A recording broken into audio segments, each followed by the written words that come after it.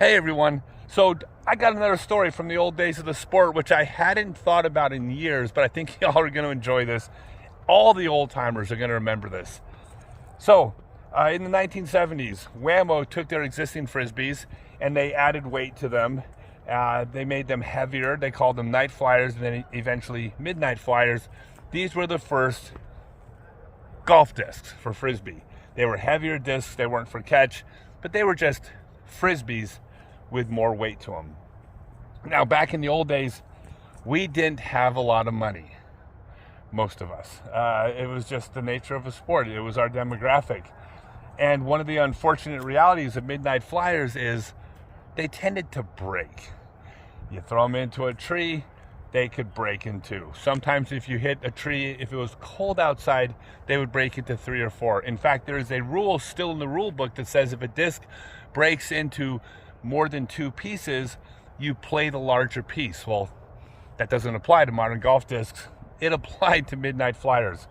Now, since we didn't have money, there's something that every single player, I think, learned to do, which was if your disc didn't break, but it got a crack in it, which meant the next time it hit, the crack was going to get bigger. 3 trees later, the disc was done. What they would do is they would take an old disc and they would take a piece of plastic around the size of the crack or the length of the crack, but about 1/4 of an inch wide. They would lay it over the crack. Then they would take a metal coat hanger or something similar, hold it over a hot stove until it turned bright red. Then they would take the metal coat hanger and they would melt the plastic, the piece of plastic from the broken disc, over the crack in their disc. I mean, we couldn't just buy a new $7 frisbee. This is what we had to do to try to salvage our discs. And so they would melt the plastic, effectively soldering the disc together with an extra piece of plastic on top of it. Now, here's the funny aside to this.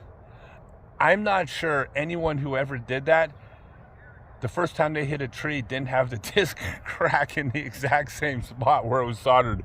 Like it really didn't work that well, but we believed it worked, and that was good enough because in the early days, if you wanted to play frisbee golf and you only had 3 frisbees and one of them cracked, you did anything you could to try to save $7. And soldering discs with the remnants of old discs is something we used to do, and all the old timers did as well.